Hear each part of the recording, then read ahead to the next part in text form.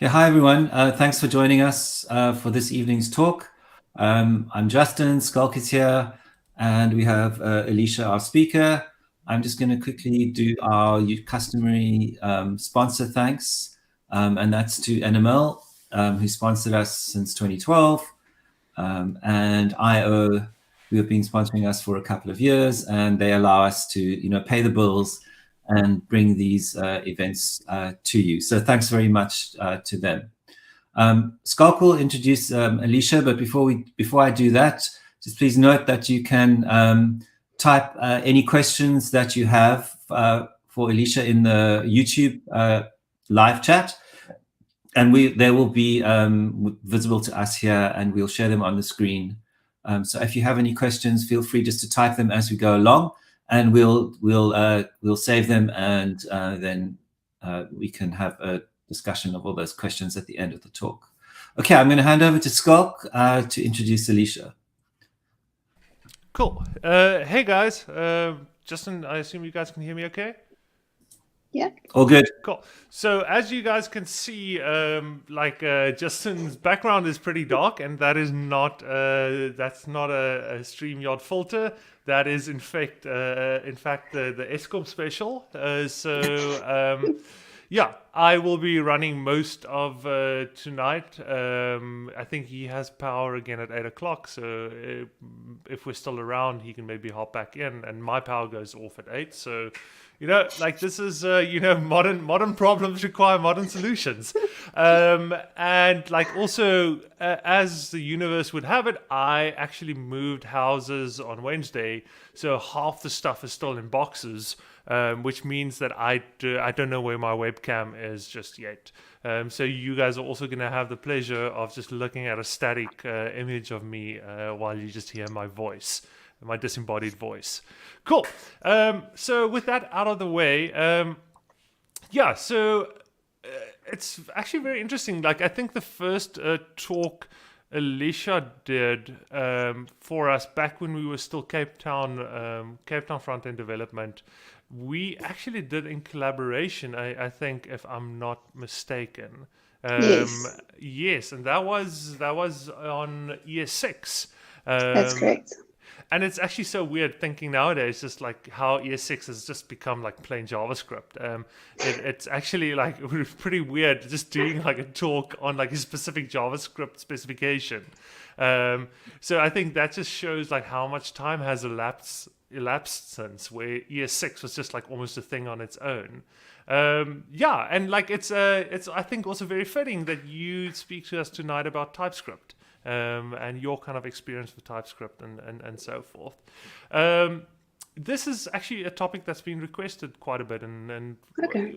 we've actually been trying to get people to talk about this, and for some reason, no one was keen to talk about TypeScript. I have no idea. Well, I have some, I think, I maybe have a hunch why, I think, because it's a tough thing to talk about. Because It's a bit of a monster.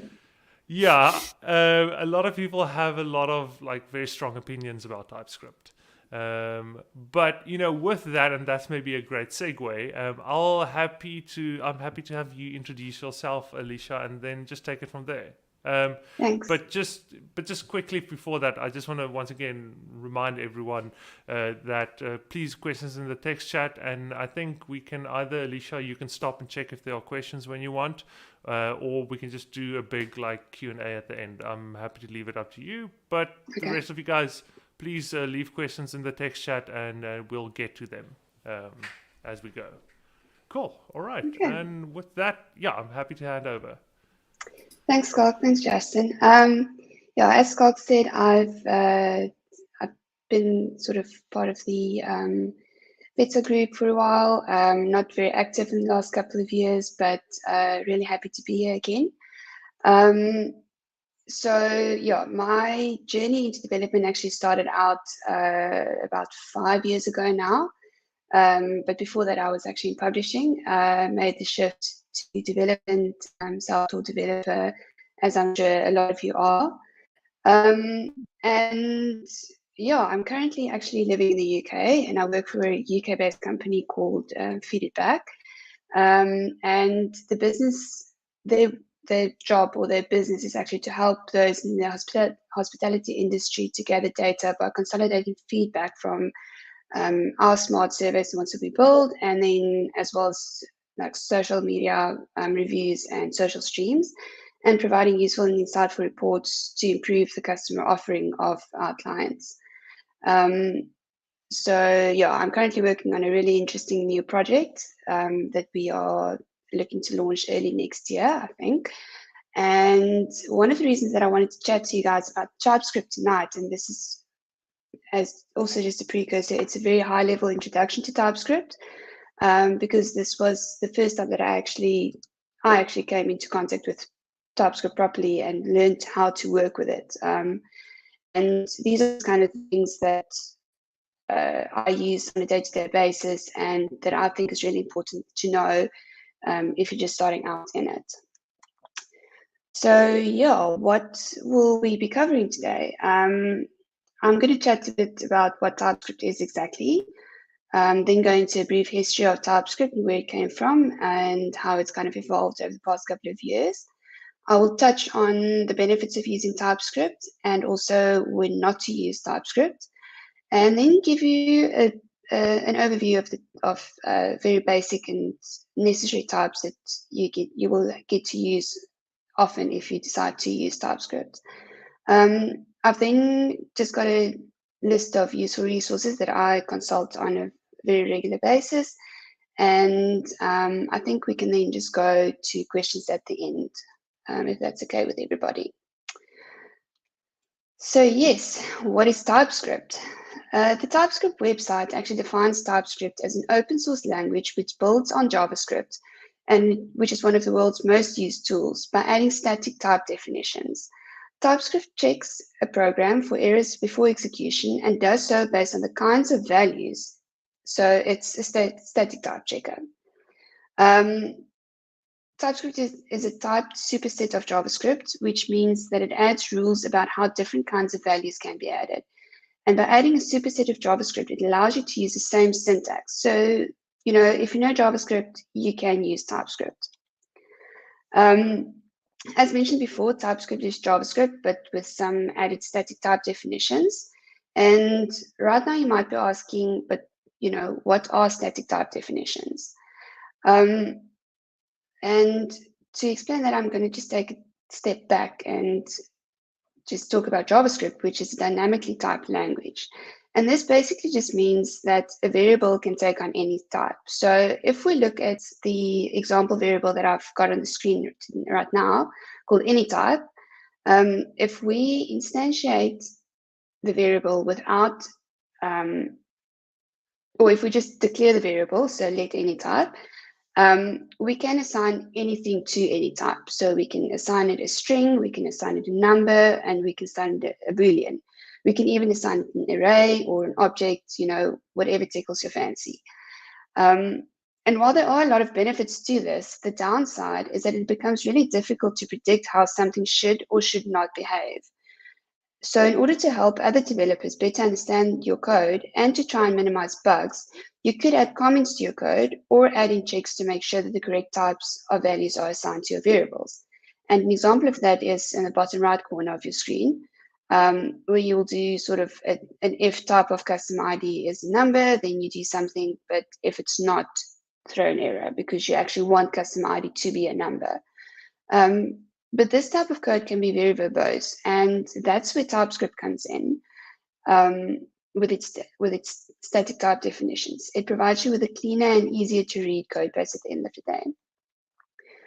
So before we look at how we can turn our JavaScript programs into a TypeScript program, I'm just going to give you guys a quick overview of the history of TypeScript.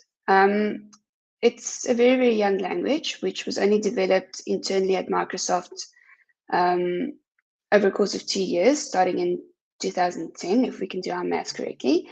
And it was released for public use in October of 2012. So some other milestones in development of TypeScript are that TypeScript 0.9 was released in 2013, and this brought support for generics. In 2014, TypeScript 1.0 was released, also a new TypeScript compiler, and it was announced that the source code was actually moved from Codeplex to GitHub. In 2016, TypeScript 2.0 was released, and this allowed developers to optionally prevent variables from being assigned null values.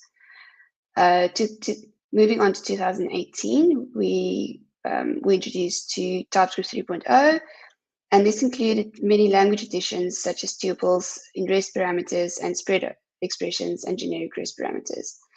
And the last released version of TypeScript, TypeScript 4, was released in 2020, and this added custom JSX factories and variable tuple types.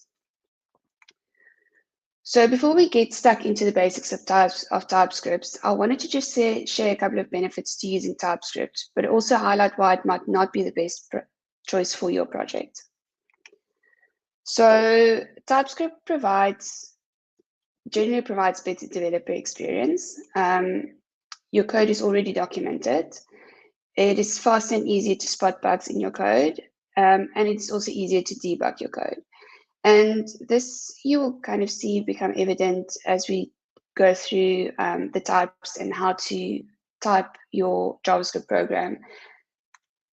Okay, so when not to use TypeScript, there are a couple of questions that you can ask yourself if you are undecided about using TypeScript for a project. How big is your code base?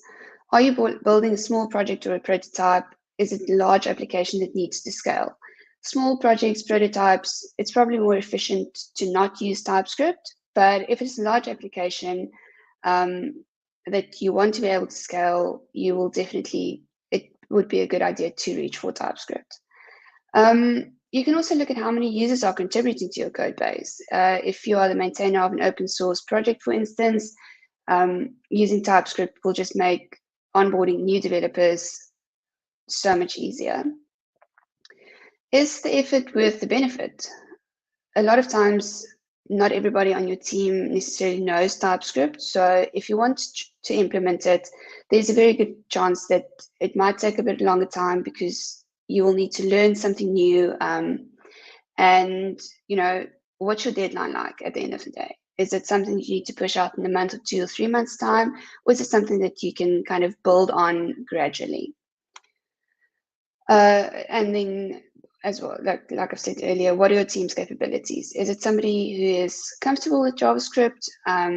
Is it somebody who knows TypeScript? Is it a person or people in your team who will readily sort of, get comfortable with using TypeScript and become more efficient more quickly? I keep on repeating myself tonight. So do you know JavaScript? How well do you know JavaScript? Are you comfortable with JavaScript? And, do you want to kind of add something more to it? So now that I've both encouraged and discouraged you from using TypeScript in your next or your current project, we can take a look at the different types. So I'm going to kind of touch on a couple of things and just talk through these with you. But like I said in my introduction, it is a very high-level overview of these. And the knowledge will probably be just enough to kind of either whet your appetite or, and now I've lost all my English, to whet your appetite or to sort of make you dangerous with the little knowledge that you have. We can look at everyday types, functions where we've got type parameters and returns, union types, object types, type aliases and type assertions, generics, and I will also touch on type narrowing. So let's jump in. When you declare a variable using const or let, you can optionally add a type annotation to explicitly specify the type of the variable. In most cases, though, this is not needed, as TypeScript tries to automatically infer types in your code. For example, the type of a variable is inferred based on the type of its initializer. And this you'll see in the top, on the top example that I've got on the screen. if we have a variable called string and we initialize it as a string, we can't reassign the variable to be a number. You'll see there that we've got a red squiggly line in the string, and if you're in your IDE, you will get a little pop-up that says type string cannot be assigned to, or type number cannot be assigned to type string. So implicit type definitions have two benefits. It provides you with some flexibility, which is one of TypeScript compiler's big strengths.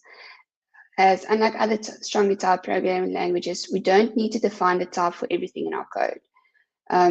It's also less time consuming, as you don't need to add explicit types to all variables.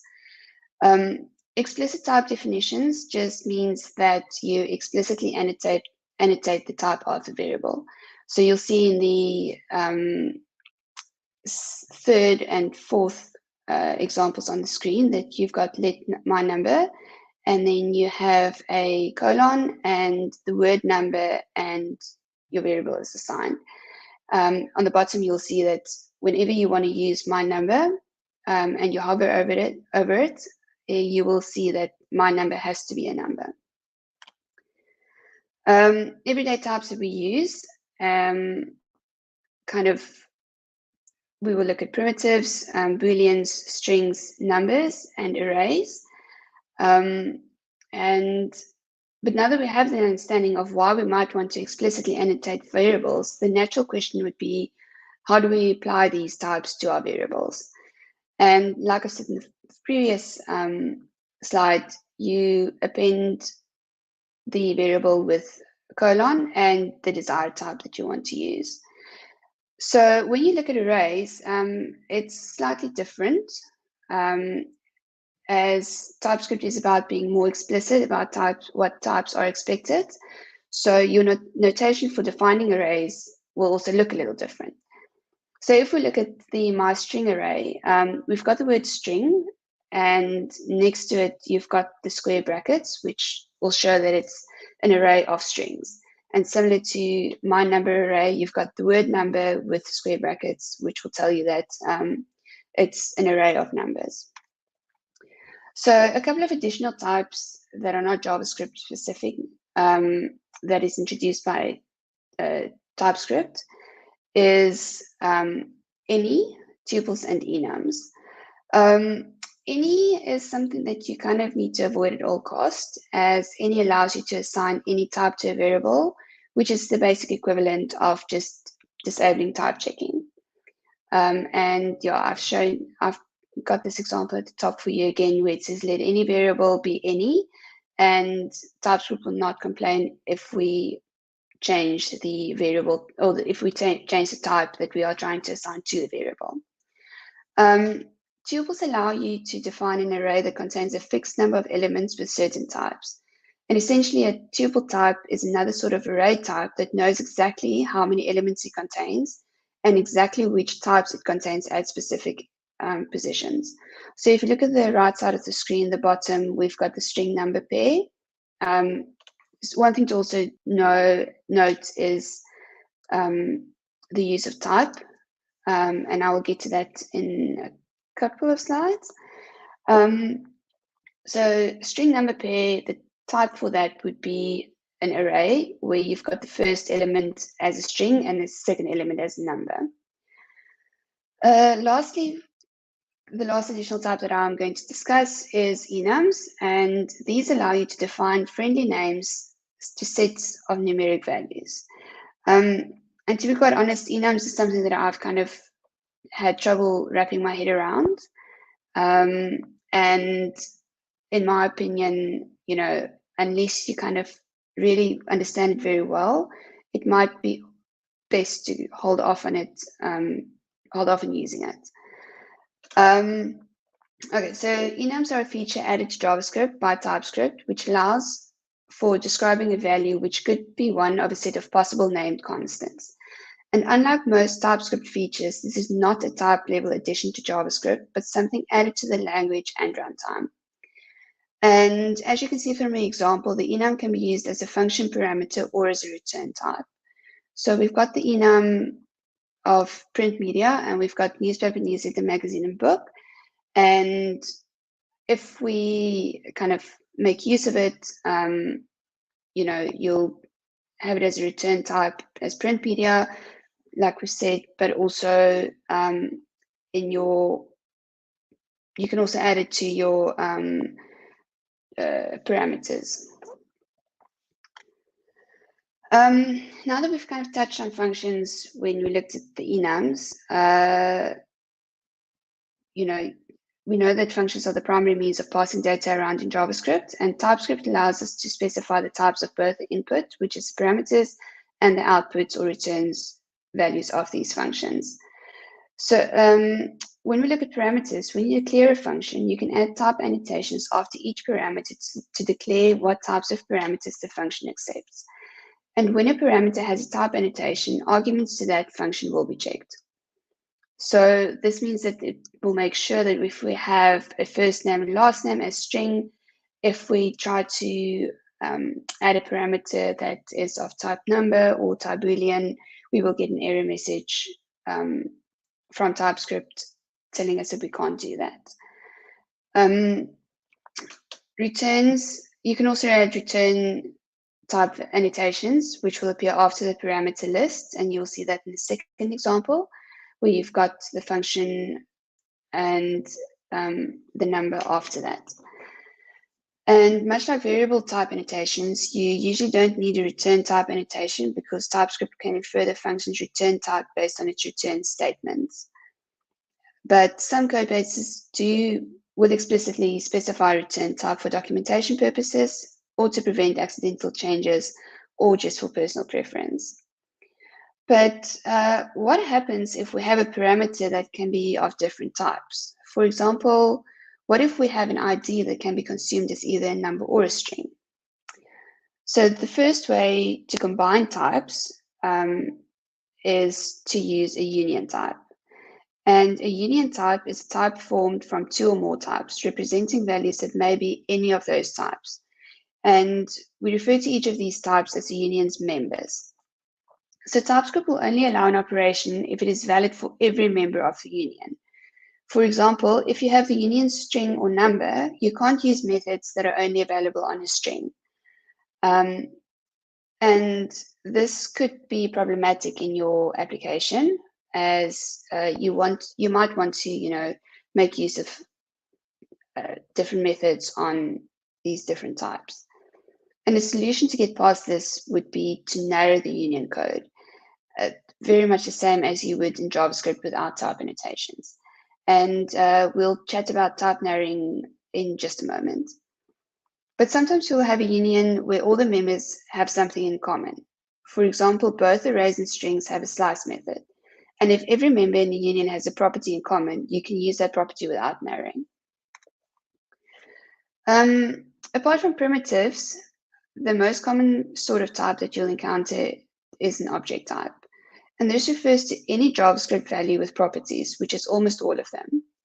To define an object type, we simply list its properties and their types. So if you look at the example, we've got the const user, and user has the properties of name, ID, and location. And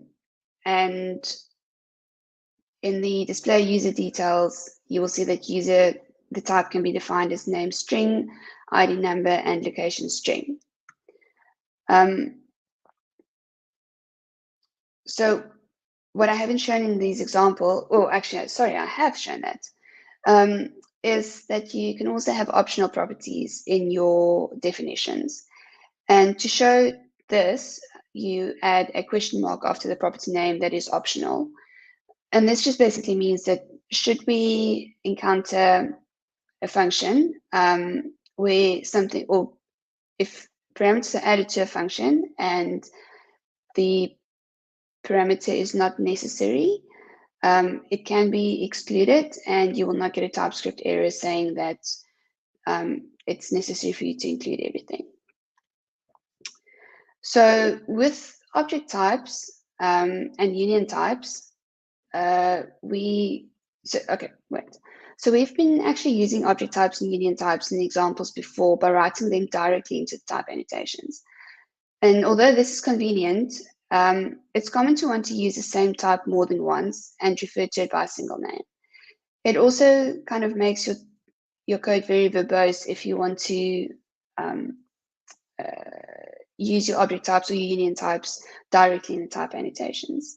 So we've got two solutions for this problem. The one is a type alias, which is exactly what the name implies. It is another name for a type.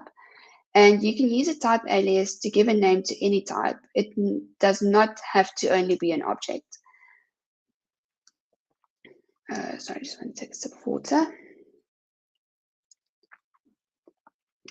So for example, a type alias can name a union type or, like I said, anything else. And in its simplest form, type allows you to define an alias that refers to a specific way that the data should be shaped. So if we look at the example on the screen, we've got type user ID, and that can be a number or a string. And the keyword type is necessary if we want to do type alias. And how we will use this type alias is to annotate it as you would a normal type after ID, as I've shown in the example. Another way to name a type is to make use of an interface, and this is just for objects.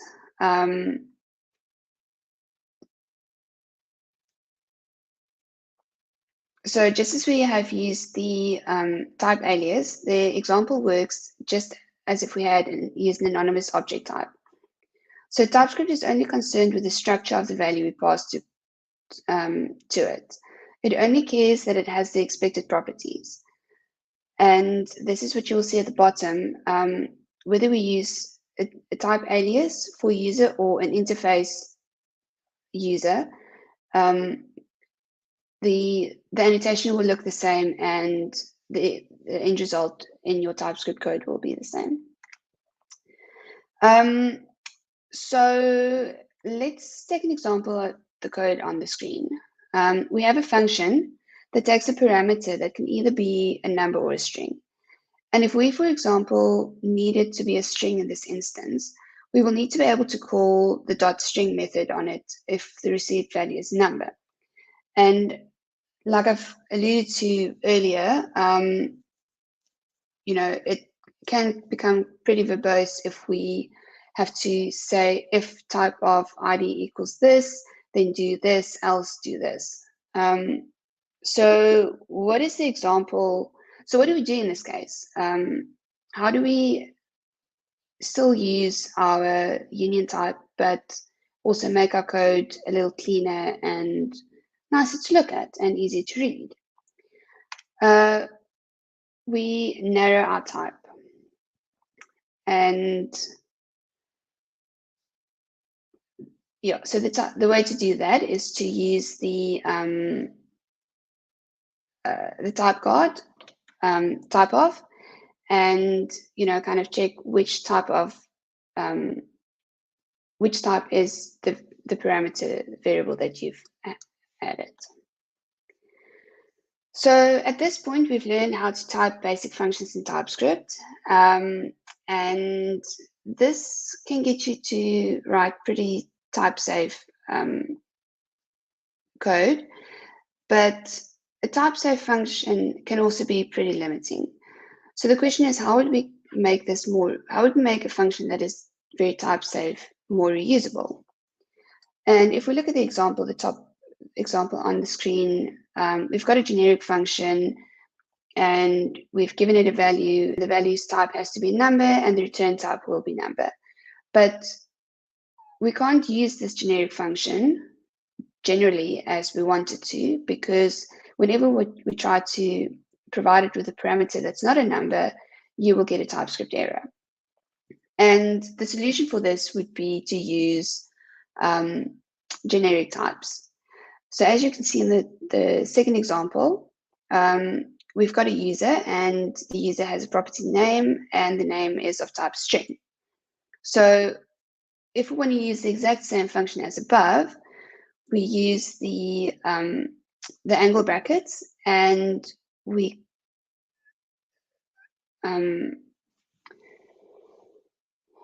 can pass the type that we want to use, the generic type that we want to use, into the angle brackets, and then also just show where it needs to go. So we've got the same value and the same return type on this function. And how to make use of this is, if we want to get the username, we will just call the generic function and pass it a type of string, and then TypeScript will know to replace string everywhere that we've had type at the top. It is best practice or common to kind of use single letters and capitals to declare generics. So just kind of keep that in mind. I think I've gone through everything a little bit quicker than we expected. But yeah, I've got a couple of resources that I often use. TypeScript documentation, they've got really, really handy cheat sheets. I predominantly work with Vue, so I have subscribed to Vue School and Vue Mastery, and they've got, both of them have got two really great introductory courses online. Yeah, and it's really worth it if you want to kind of either brush up on your TypeScript skills or just learn something new to see, what's happening and how to do something, and just kind of learn something new. So thank you very much. If you are still awake, I'd be happy to answer a couple of questions now. Awesome, cool. Thanks, Alicia. That was really great. And I'm actually glad that you're leaving quite a bit of room for Q&A, because I think when it comes to TypeScript, there's probably a lot of discussion around things that aren't necessarily specifically covered by, for example, the documentation and so forth, that you only learn from other people. Like, it took me way too long in my career to actually realize that there's very little difference actually between interface and type. And I've just been trying to figure out for such a long time which one should I actually use. And I think I listened to a Syntax FM episode by Wes Boss and Scott Dolinsky, where I think Wes said oh no, he just uses types, just pure types everywhere, and I think Scott said that he uses interfaces for all his objects and stuff, and it very much sounded like both of them haven't run into any issues ever where they're oh, I should have actually used the other one. So I guess it's more kind of just a leftover from kind of the very heavy, almost want to say object orientated, roots of kind of a lot of the TypeScript thinking. So now I just pop everything in a type. I don't do interfaces at all. Why even add that? So I'm actually curious, that was kind of also, I guess, a segue into that question. So I'm curious what your kind of approach is, whether you actually use interfaces at all, and if so, when? So I use interfaces mainly for objects, but I do prefer to use interfaces for objects, but everything else that needs to be typed, I will use a type alias for it rather. It just makes it easier for me to kind of distinguish at first glance where it's an object and where it's not an object, if that makes sense. Yeah. As mentioned, I used to do that because I think the TypeScript linter that I used at some point was complaining when I don't make objects interfaces. But I think then I kind of started running into weird scenarios where what if it's an array, then now all of a sudden it just felt strange that an array would be a type and an interface, an object would be something completely different. But yeah, that's just me. And I think I also tend to program in a very functional programming manner. So obviously interfaces is kind of almost a bit of a foreign concept to that world if you're not using classes quite a lot. Cool. So I also just want to encourage anyone else that has any questions to just pop them in the text chat. Yeah, I also saw that there was some question around, or not question, some discussion around enums. Do you use enums? I do, but it's. I mean, I'm going to have to admit, every time I come across enums, it's a lot of Googling and a lot of reading through documentation to kind of get into it again. And, it's, like I've said, it's something that I've kind of still trying to wrap my head around exactly how it works and what the benefits to it is. So yeah, I'm not the best person to ask about that. That's basically what I'm trying to say. Yeah, so me neither, but purely just because I try and avoid them as far as possible.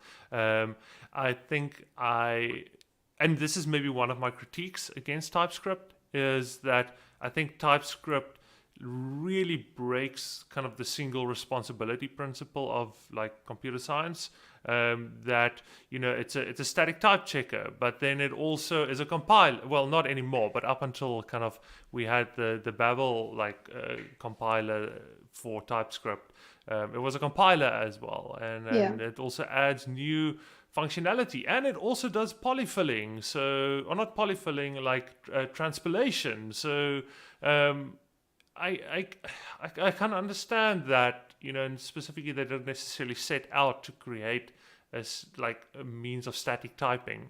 But I think one of my critiques against TypeScript is that it maybe does too many different things. So I try and actually just as far as possible just use the actual static typing that it gives me, and not actually rely on any new language specific things that are TypeScript specific that it introduces. Yeah, cool. Okay, I see they popped in some other questions.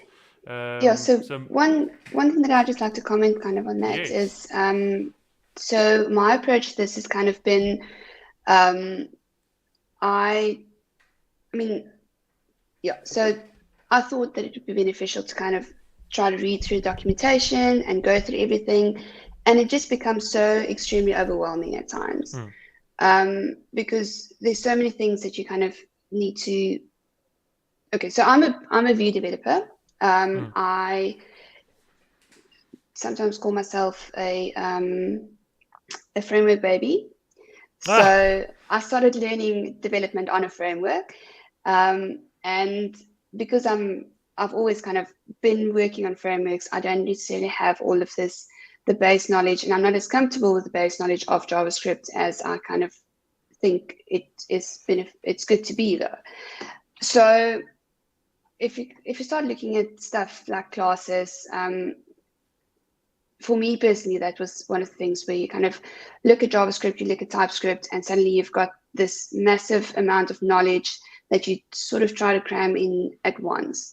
And so I've kind of started doing, what do I need TypeScript to do for me in the application that I'm building, and go in and take out what is necessary for that little piece of code that I'm working with at the moment.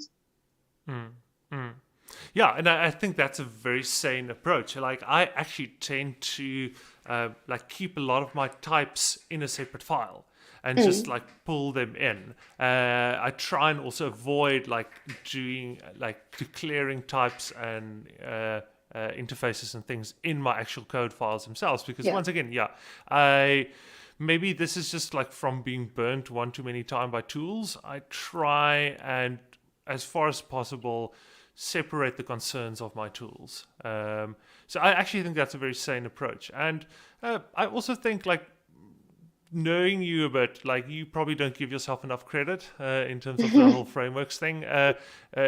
Here's the secret. I learned with jQuery back in the day. So that's You're giving away your age now. Oh, at least I didn't say prototype or mood tools or any of that. I luckily just missed that.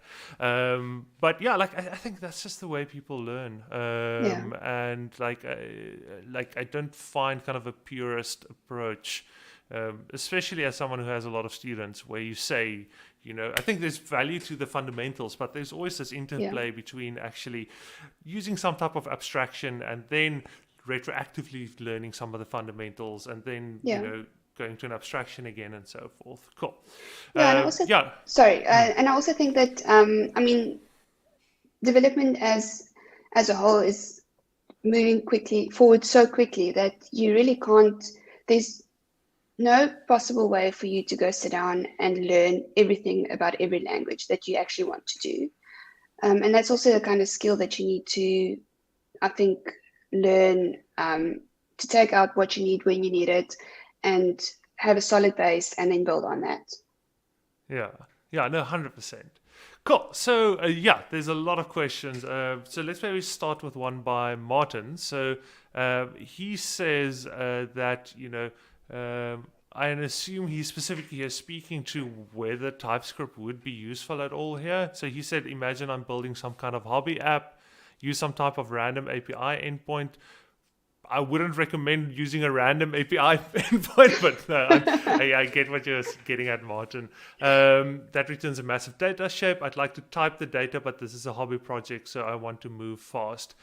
That is a very, I think that's also a very great question, because there is, I think, a lot of discussion around the space of APIs, and do you even type APIs, or do you just auto-generate them, or so forth? So I'm curious whether you feel comfortable speaking to this or not. I can kind of give my 2 cents, but it won't be, so if it, I've said in the talk that it's really bad to grab for any type, but I've done that in the past. Kind of, if you need to get through something really quickly, plonk in an any and go from there. But if that's not, that's not the best way to do it. So what I do then, if I have whatever is being returned, copy and paste it into an interface, and declare the types of the different elements in that object, and then use the interface, that specific type then as your response type. So for me personally, so there are a couple of really great tools, specifically within the world of GraphQL, because GraphQL is also a fully typed language. So I know the main one is, let me also just share it in the text chat. It is something called CodeGen or something, but it is a bit wonky because you need to manually run it, and it generates the types for you, and it also does a lot of optional typing.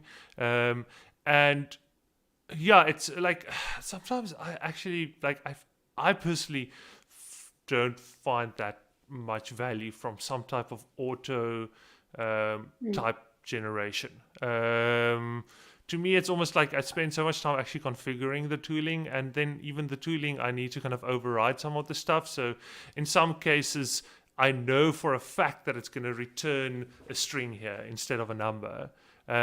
And then in another case, so I have, by the time I'm calling the response or I'm doing a request, I have a lot more insight into what is reasonable to expect here. Whereas I find with a lot of the auto-generation stuff, there's a lot of optional stuff, or the types are too wide and it won't ever be that thing in the specific case where you're calling it.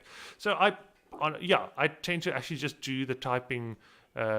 So as you mentioned, just get a JSON response and just use that as a reference. Or there's a lot of tools where you can actually just feed it JSON, and it just converts it for you into a type.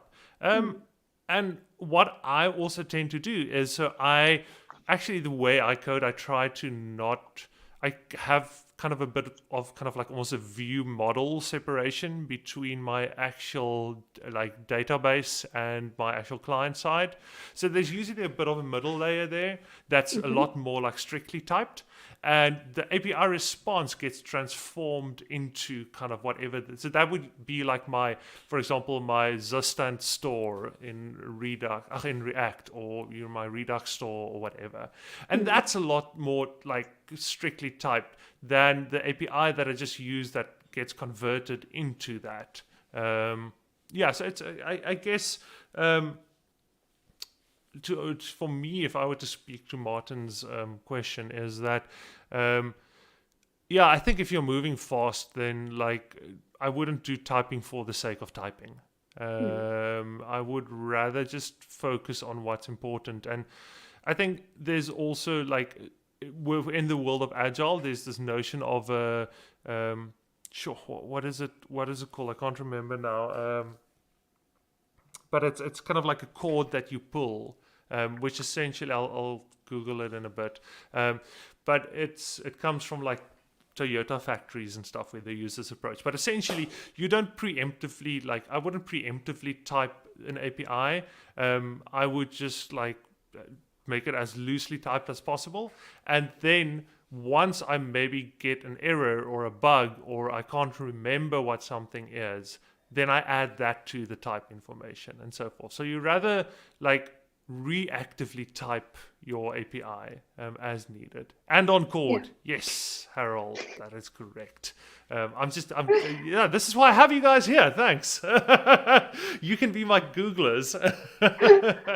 But yeah, so and on code. So the principle essentially says like, just like don't necessarily like go out of your way to prevent things from going wrong.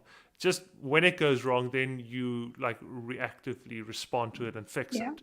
And I think like specifically, Martin, if it's like a hobby project or something, and specifically if you're moving fast, then it's probably not the end of the world if a bug gets introduced or something. And if a bug gets introduced that's of a nature of getting the maybe misspelling like a property name or something, then you're like, okay, cool, I could probably benefit from adding some static typing here and so forth.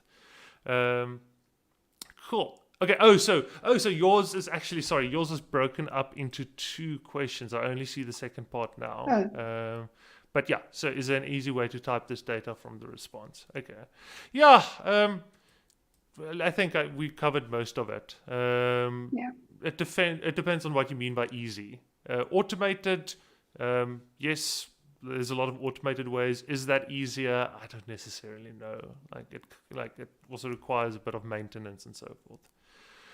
Cool. Then there's another question from Matt. Do you have a go-to resource for specific practical TypeScript use, such as dealing with third-party APIs? Oh, that's great. No, I don't actually have one specific one. Okay. So I can maybe speak to that. So like obviously with third-party APIs, if when you mean APIs, I assume you mean like actual like REST APIs or so forth, because technically an API is like any kind of surface that you can interface with in programming. So obviously for third-party libraries and things like there's obviously what was called definitely typed. I don't know what it's called nowadays. I think it's just called @types or whatever. Alicia, I don't know if you know what I'm talking about. I actually haven't heard of that, no. Let me just quickly Google typescriptlang.org. Okay, you can actually just go here and then let me just quickly share it in the text chat. And then you can, it's kind of like open source, so anyone can submit types. So if you're using a specific language, then you can, or a tool, like let's say you're using, for example, so I use styled components. So you can actually get the typings for styled components on there. So you just install it as a separate package through npm, and then like VS Code or whatever would just pick it up and would give you actual type annotation for third-party libraries. In terms of actual like APIs, if you mean, for example, let's say, also I guess a lot of like those APIs have actual libraries themselves. So if you think about like Firebase or those type of things, or like even Auth0. Yeah, so I guess you should get pretty far by if you just go on like search for like third-party like typing info. that you can just install and get all of that for free. Cool. So most actual libraries have that built in, but you can also, like, if it doesn't have it officially supported. Cool. Okay, so you meant REST APIs. Yeah. I personally don't know.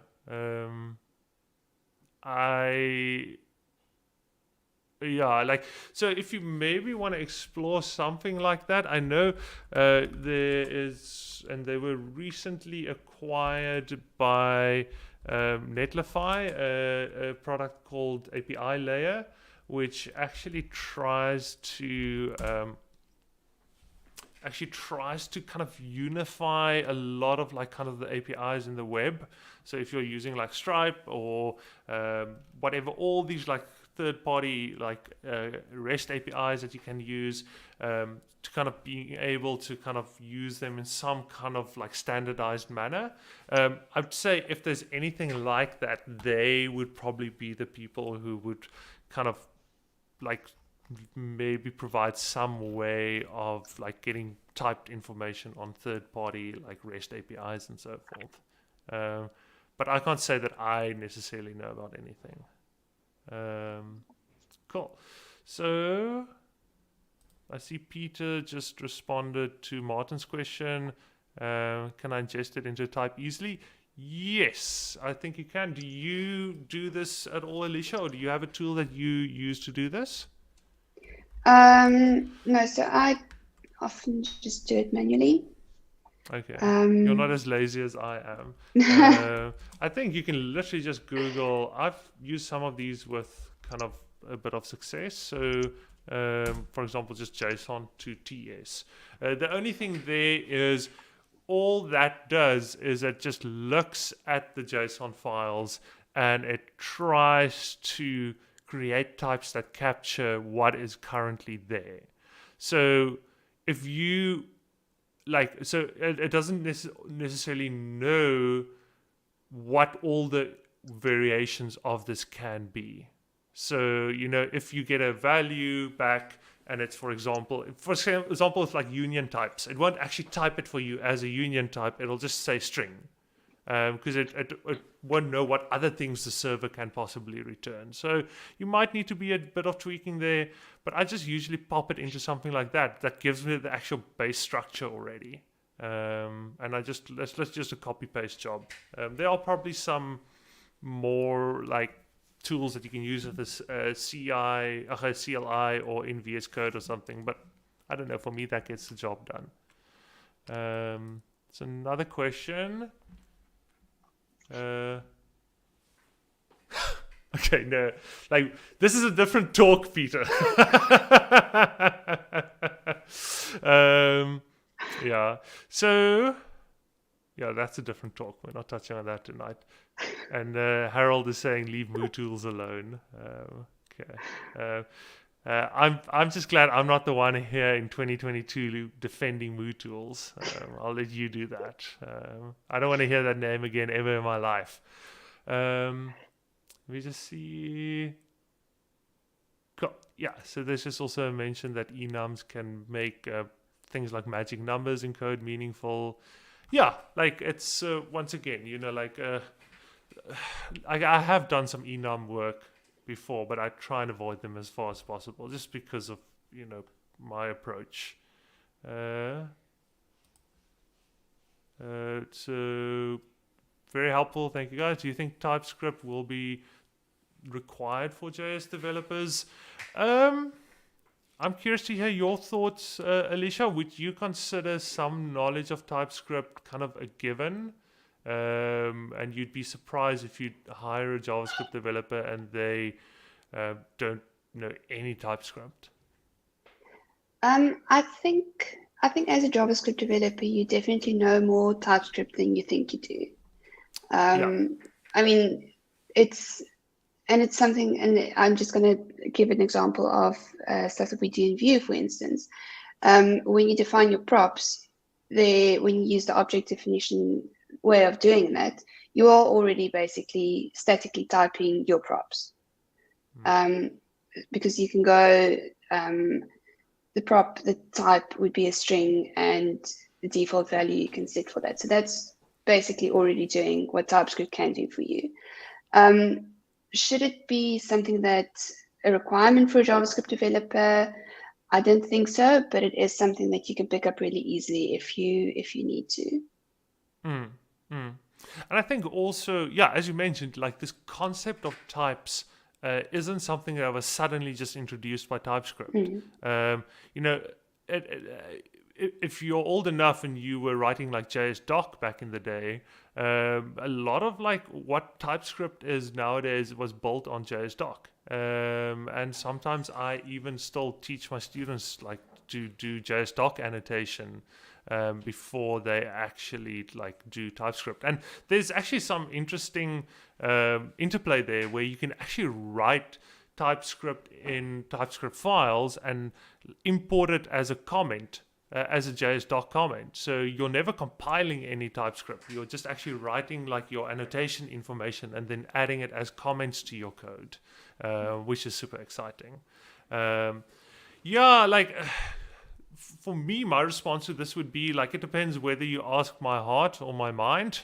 I think in my heart, I would say that no, like JavaScript, like you can be completely just like say, no, JavaScript is for JavaScript developers. And, this is just the language that the browser uses. And, but I think in my mind, I would probably say like kind of all of that aside, I'd say that there's like gonna be an expectation that if you're working on a big enough project, that you at the very least would be able to pick up TypeScript pretty quickly.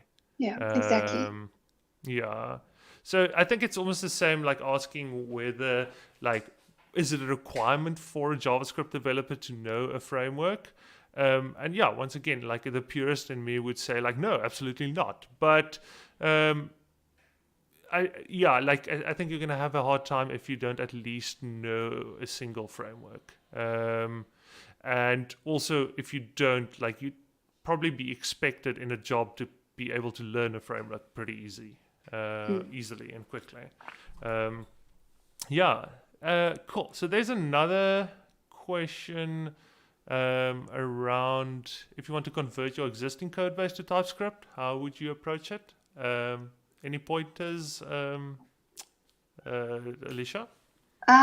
So it was up to me. Then I would kind of start with, like I said, it is an existing code base. So you'd start with the files that you're working on and incrementally change your convert it to TypeScript files. The really nice thing about TypeScript is you don't have to go, I'm doing TypeScript and the entire code base has to be TypeScript one shot. You can convert your files as you're working on them, and as you're getting more comfortable with it, you will obviously get a little faster with that. So I would do it the way that you would eat an elephant, like one bite at a time. Yeah.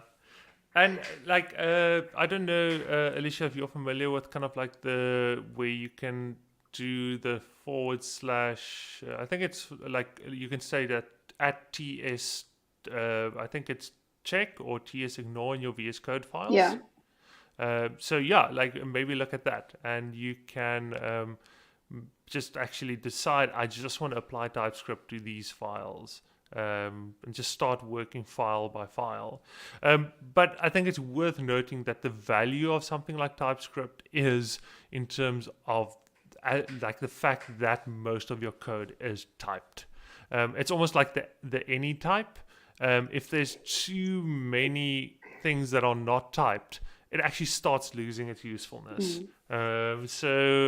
While it's possible to do that, no, I guess no. I would actually say no. It's actually like almost all projects that I work on that started out as JavaScript is still somewhere in a phase between JavaScript and TypeScript. So no, I'd actually say that's usually how it goes. You incrementally do that. And I'd say it's such a common part of how people use or start with TypeScript that there's going to be loads of tutorials and things on that. It's not like wanting to transition a traditional JavaScript code base to TypeScript is like some weird, strange thing that you're not going to get like any advice or articles on.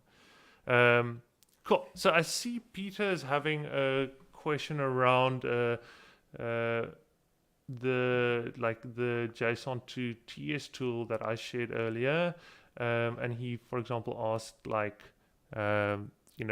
in this case, what type would that be? So, so I'm not 100% sure whether you are speaking specifically to what something like JSON to TS would provide you as a type. That very much, I guess, depends on the tool itself. So it might just say object. My guess is that it'll probably say an object with 120, 124, and 128, and those have strings as values. I don't think it would actually assume a union type in terms of a value, but I guess it would assume like a specific keys, that the keys in there, like, so as mentioned, like you probably need to do a bit of shaving and like massaging to get it into the way that you want. But a lot of times I find with these tools, like they kind of just get the basic structure for you up, and then you can type it as you want. Oh, okay, cool. So I see you now ask here. No, I don't think it would do that. Once again, like I'd be curious to actually run it through that and see what it does. But so my assumption would be that it would say like it's an object with 3 keys, 120, 124, and 128, and these can be strings each. So I've actually just run it through the JSON to TS, and it says that there's an error in the JSON. Name and shame, huh? Peter, what's going Sorry. on here, man? Okay. The reason being that, like, I assume because JSON needs double quotes, that's why. Yes. But he gets the idea across. I'm curious what that would give you. So another thing, there was like one.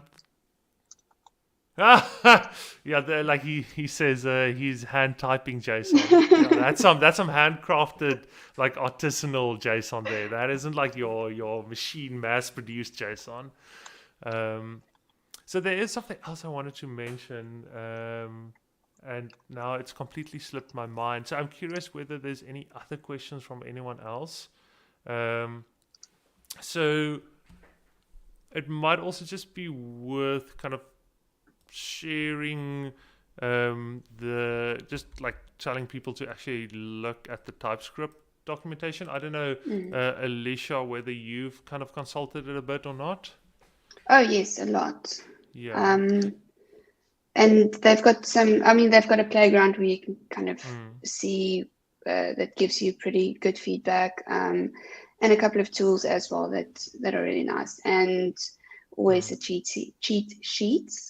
They're pretty handy. So yeah, the TypeScript documentation is really good, but a little bit overwhelming at times, but really good. Yeah. And I have to say, I don't know when like you worked through it, but they made some changes recently, which it's a lot better. Like at some point, it was like not really great. Okay, Martin has an answer for us there. Root object. Yeah, so this kind of 120, 124 string. Yeah, so that's what I assumed it would actually do. And I'm also curious whether you use namespaces at all, Alicia. I didn't use them for a very long time. I actually didn't really understand what they did. And now, like, I'm just using them everywhere. Since I actually took some time to read up how they work and what they actually do. No, I haven't actually used them yet. Okay. But it is something that I want to also kind of look in a bit more and. Yeah. So for a lay person, I would just say what namespaces does, and then is it essentially it's like an object essentially. So if you want to have types nested inside another type almost. So if you want to have like user, and you want different types associated with that user. Or maybe user is a bad example. Let's say it's a domain specific thing. So in my case, I, for example, have get data. And then as part of get data, I want the response that I get from the API. I want the actual, the how it looks like, or like in the store, like the view model level, maybe the labels that I use for that data, and maybe some other things associated with that. Maybe some union types that is used in that.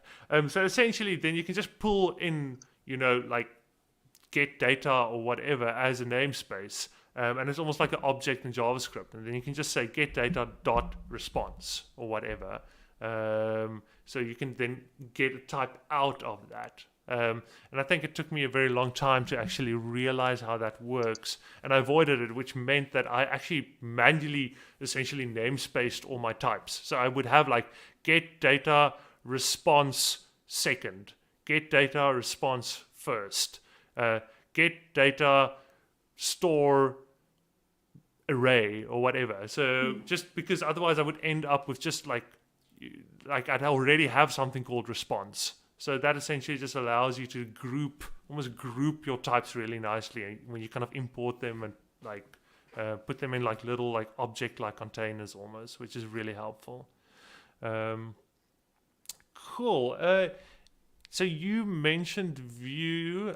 I actually don't have that much experience working with TypeScript and Vue. I actually like Vue quite a bit. I actually teach Vue as well. I actually don't do any production work with Vue, but I like it. But like where I kind of find a lot of value is that it's maybe a lot easier to work with, and it's a bit like easier to just plug into your project than something like Angular or so forth. So what is the experience like working with TypeScript and Vue? Because I wouldn't necessarily do that. I think at the point where I would maybe pull in TypeScript, for me personally, I would look at maybe like something like Next.js or whatever. Or like, are you using Nuxt or just like Vue as is? No, just Vue as is. So we're currently using Vue with Pinia, and both of them have been rewritten with TypeScript kind of in mind. So it's basically a seamless integration. It's so easy to just put it in and get started with it, and get your code type safe and working. What's the name of that other tool that you mentioned? Pinia. How do you even spell that? It's Pinia. So it's kind of the next Vuex. So it's a store. Okay. Oh, I've heard about that. Okay, yeah, I've heard about that. Okay. That's lovely to work I think with. a lot of people are saying don't use Vuex anymore. Yeah. Okay. Yeah, I'll definitely check that out. Okay, cool. And like, I'm curious whether, knowing what you know now, would you have started using TypeScript with Vue earlier or not? A lot earlier. Is it? Okay. No, a lot earlier. I think so. For me, TypeScript was always kind of this big mountain and looked so difficult, and it just felt, like it's going to take forever to kind of get started with it. And companies that I worked with and for, they didn't have TypeScript, so I sort of sidestepped it because I didn't need to learn it. So I didn't implement it in my personal project because I didn't want to invest the time in it. But the company that I joined recently, last year actually, they're working with TypeScript, and so that kind of forced me to do it. And I'm really glad. Had I not done that, I probably would not have started working with TypeScript still. But if I knew 2 years ago or 3 years ago what I know now, I would have started using TypeScript sooner. Okay. I'm glad to hear that. Have you tried any other static type like tools or libraries or languages? Or No. is this your first? Okay. No, this is the first. So I actually started out way back on Flow, when Flow and TypeScript was kind of very much neck on neck. I think TypeScript now kind of pretty much owns the static typing JavaScript market, and my guess is because of the integration with VS Code. Back then, a lot of people were still using Atom, and you needed to install a special plugin to have it work, and sometimes you would not be able to configure it correctly, and it wouldn't show, or it'd show incorrect like errors and so forth. Okay, all right, yeah, cool. So I also just want to mention, I think something that took me a long time to realize as well, is that you can use the TypeScript compiler, but you don't need to. I'd actually recommend that you don't. Paradoxically, most other compilers are actually faster than the native TypeScript compiler. I know the Babel one is way faster, but it doesn't actually do type checking for you while it compiles. It just removes all the type information. But like, that is what I want. I don't want like actual type checking during compilation. That's why you have static typing in the first place, to get it via linting. Okay. So I assume, like, with Vue, are you guys using? I think it's pronounced Vite. No, so we're using Vue CLI. Okay. Okay. So I was curious, kind of how that plays with TypeScript. I don't know if you know. Yeah. So I've it does very well. I did a little project the other day just to kind of see how Vite interacts with Pinia and TypeScript, and it was very easy to get it set up and running and working. Okay, cool. It is pronounced Vite, right? Yes. Okay, cool. So like, like it was the same with like Vue back in the day. I remember when it just started out, people used to call it Vue. Yeah. Vue.js.